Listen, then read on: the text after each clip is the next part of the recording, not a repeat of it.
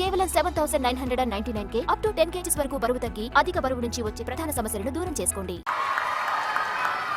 ఈ agency area స్వచ్ఛమైన వాతావరణం, స్వచ్ఛమైన మనుషులు, పిల్లలు మట్టిలో మాణిక్యాలు. అవకాశాలు ఇస్తే అద్భుతాలు సృష్టిస్తారు. చదువు మన జీవితాలను మారుస్తుంది. మన రాష్ట్రపతి ద్రౌపది ముర్ము గారి దీనికి నిదర్శనం. దేశానికి గర్వకారణం, మనందరికీ స్ఫూర్తిదాయకం. నేను అందుకే మిమ్మల్ని అందరినీ కోరుతున్నాను. చాలామందికి అనుమానం ఉండేది, తల్లికి వందనం ఇవ్వగలుగుతామా, ఇస్తే లాభం ఏంటని. ఈరోజు మీరు ఒక్కసారి చూస్తే ఈరోజు కార్యక్రమంలో చాలా ఇబ్బందులు ఉన్నాయి.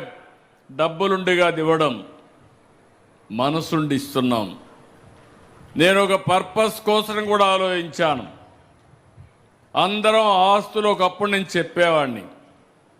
95, 96లో మీరు పిల్లల్ని బాగా చదివించండి, మీరు పిల్లల్ని చదివిస్తే వాళ్ళు మీరు సంపాదించేదానికంటే 100 రెట్లకు సంపాదించే తెలివితేటలు వస్తాయని ఈరోజు మీ అందరికీ చెప్తున్నాను.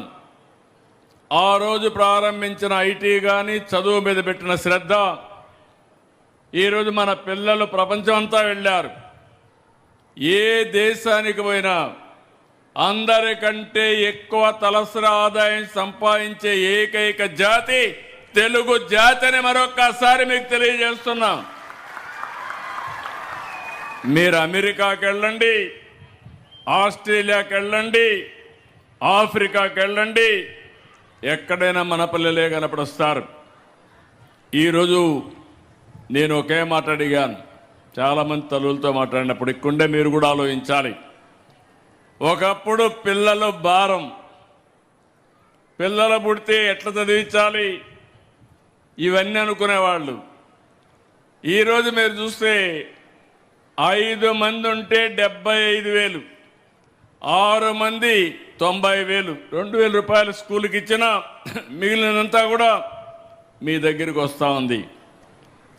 ఏ తల్లికైతే పిల్లలు ఎక్కువ ఉంటారో ఆ తల్లి అకౌంట్లో 13,000 రూపాయలు పడుతుందంటే మీ సంపాదన కంటే ఇది ఎక్కువ అవునా కాదా అని మిమ్మల్ని అడుగుతున్నా. ఏంటి పిల్లలు, మీరు కూడా మీ తల్లులకి డబ్బులు సంపాదించే పరిస్థితికి వచ్చారు.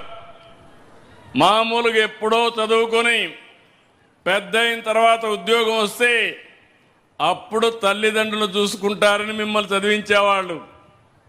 ఈరోజు రివర్స్ చేశాం. మీరు పుడితే భారం కాదు, నీ తల్లికి ఆదాయం. అందుకే మీ తల్లిదండ్రులు కూడా పిల్లలందరినీ బంగారం మారిగా చూసుకునే పరిస్థితి వచ్చిందంటే అది ఈ ప్రభుత్వ ఆలోచన అని చెప్పి కూడా నేను మీకు తెలియజేస్తున్నా.